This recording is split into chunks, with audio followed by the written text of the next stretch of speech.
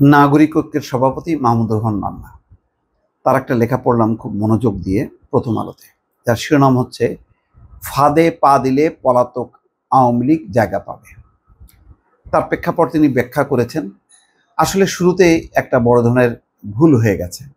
সেটা হলো যে অভ্যুত্থান বা বিপ্লব যাই বলি না কেন, তার পরবর্তীতে একটা বিপ্লবী সরকার বা অভ্যুত্থানের পক্ষের একটি জাতীয় সরকার গঠন করার দরকার ছিল। কিন্তু বিপ্লব হলো, অভ্যুত্থান হলো, কিন্তু পরের প্রক্রিয়াগুলো প্রচলিত যেই সাংবিধানিক প্রক্রিয়া, সেই প্রক্রিয়া অনুসারে সব কিছু এগুতে থাকলো। কি হলো?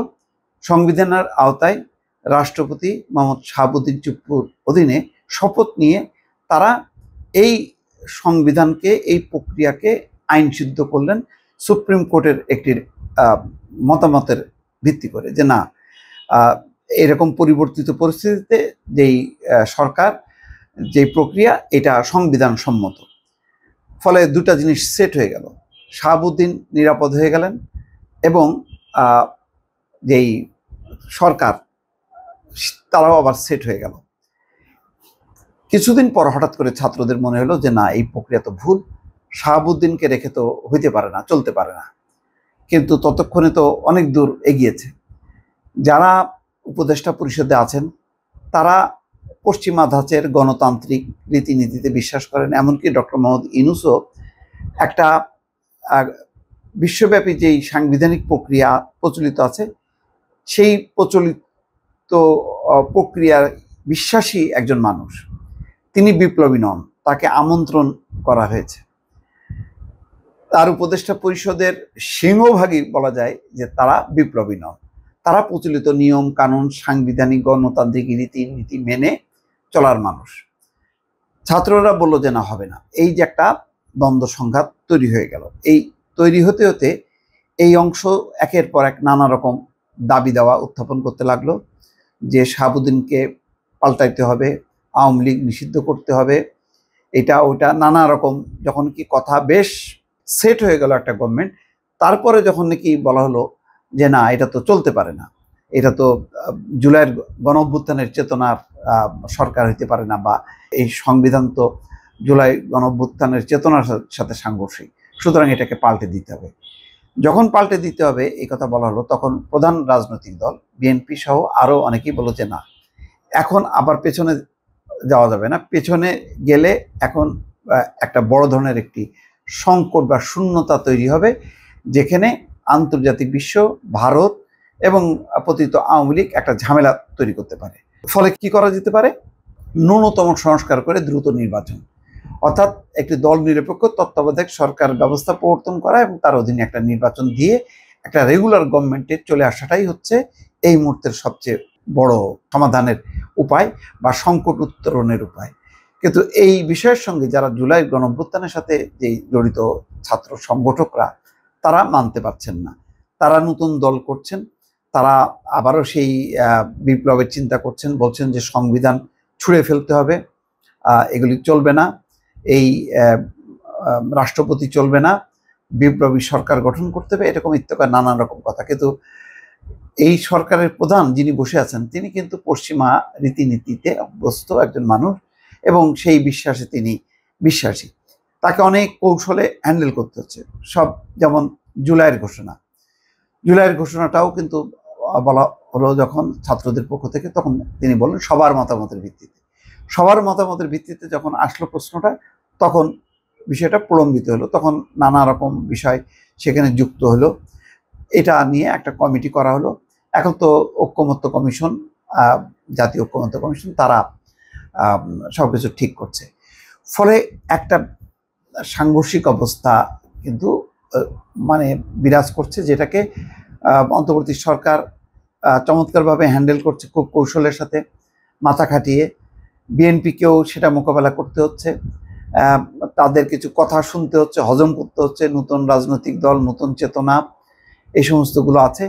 এইসবের মধ্য দিয়ে তাদের যে ক্ষোভ বিক্ষোভ, সেই ক্ষোভ বিক্ষোভের একটা প্রতিফলন ঘটলো 32 নম্বরে শেখ মুজিবের বাড়ি ভাঙচুরের মধ্য দিয়ে। এই ভাঙচুরের মধ্য দিয়ে আসলে মানে খুব একটা লাভ হয়নি। কিছু ক্ষোভের বহিঃপ্রকাশ ঘটেছে। সেটাকে হ্যান্ডেল করতে হচ্ছে অন্তর্বর্তী সরকারকে। প্রথমত তারা নিশ্চুপ থেকে কিছুটা সমর্থন দিয়েছে, আবার পরবর্তীতে অপারেশন ডেভিল হান্ট করে তারা অগ্রসর হয়েছে ছাত্রদের পক্ষে। এটাও একটু হাস্যকর হয়ে গেল। মূল ডেভিল 626 জন যখন নাকি ভারতে পালিয়ে যায়, যারা নিরাপদে ছিল ক্যান্টনমেন্টে, তারা যাবার পর এখন যারা আছে এই চুনোপুটি, এদের বিরুদ্ধে অপারেশন ডেভিল হান্ট, এটা খুব একটা কার্যকর কিছু না, এবং এটা খুব বেশি আসলে মানে তার গুরুত্বটা, যৌক্তিকতাটা তুলে ধরতে পারেনি। ফলে এটাও কিন্তু আস্তে আস্তে অনেকটা গুটিয়ে এসছে, বা এটার গুরুত্বটা আর সমাজ, রাষ্ট্র, মানুষ এটাকে আর ভালোভাবে নিচ্ছে না। তো ফলে এটাও ফেল। আবার 32 নম্বরের ঘটনাটা নিয়ন্ত্রণ করতে সরকার প্রথম দিকে ব্যর্থ হয়েছে বলে মানে ছাড় দিতে হয়েছে। পরবর্তীতে আবার সেই যেহেতু একটা এক্সিস্টিং সরকার থাকতে এরকম একটি ঘটনা তাকে বলতে হয়েছে এটা অনাকাঙ্ক্ষিত, অনভিপ্রেত, এবং বলতে হয়েছে যে যারা এই ধরনের মব করবে তাদেরকে কঠোর হাতে দমন করা হবে। তো এখন যেটা সামনের তাহলে কি হবে, সামনে যেটা হবে সেটা হচ্ছে বুদ্ধির খেলা, কৌশলের খেলা। এখন আর মাথা গরম করে ভাঙচুর, জ্বালাও পোড়াও করে লাভ নেই। কেননা একবারই আমি বারবার যদি পুড়াইতে থাকি, ভাঙচুর করতে থাকি, মানুষ মনে করবে কি হচ্ছে, এটা তারা বিশৃঙ্খলা বা শৃঙ্খলতা হিসেবে পরিগণিত হবে। যেমন 5ই আগস্ট যেভাবে শেখ মুজিবের বিভিন্ন স্থাপনা গুড়িয়ে দেওয়া হয়েছে ভাস্কর্য সহ, তখন মানুষ যতটা উচ্ছ্বসিত ছিল, 5ই ফেব্রুয়ারি 6ই ফেব্রুয়ারি কিন্তু সেই উচ্ছ্বাসটা লক্ষ্য করা যায়নি। ফলে এখন এটার মানুষকে সংগঠিত করা যাবে না। এখন মানুষকে যুক্তি বুদ্ধির সঙ্গে প্রচলিত পদ্ধতির মধ্যে দিয়ে একটা গণতান্ত্রিক উত্তরণটাই হচ্ছে এখন মানে কাঙ্ক্ষিত। এছাড়া কোনো বৈপ্লবিক কোনো ঘটনা, আবার অনেকে বলছেন যে আবার একটা জুলাই বিপ্লবের মতন ঘটাতে হবে, জুলাই অভ্যুত্থান, বিপ্লব, এগুলি মানে বছরে বছরে হয় না, মাসে মাসে হয় না, এটা বহুদিন পরে হয়। শেখ হাসিনার ওই ফ্যাসিজমটা দিনকে দিন এমন একটা পর্যায়ে চলে এসছে যে তার বিরুদ্ধে এই ধরনের বিপ্লব, বিদ্রোহটাই কামনা ছিল। এই বিপ্লবটা কিন্তু বা অভ্যুত্থানটা 5 বছর আগে বা 10 বছর আগে সম্ভব ছিল না। মানে শেখ হাসিনার ফ্যাসিজমের তীব্রতাটা যত বেড়েছে, ততই অভ্যুত্থানের ভিতরে শক্তিটা তত বেশি সংগঠিত হয়েছে। সুতরাং এখন আর বিপ্লব, অভ্যুত্থান হবে না, এখন যেটা হবে গণতান্ত্রিক উত্তরণ। সুতরাং গণতান্ত্রিক উত্তরণের জন্য মেধা, বুদ্ধি, যুক্তি দিয়ে যতটা একটা ভালো অবস্থায় দেশকে নিয়ে যাওয়া যায় কিভাবে, সেটাই সবাইকে ভাবতে হবে। এমনটাই আমার বক্তব্য। মাহমুদুর রহমান মান্নার বক্তব্যের সাথেও আমি পুরোপুরি একমত পোষণ করছি। দর্শক ভালো থাকবেন, আল্লাহ হাফেজ।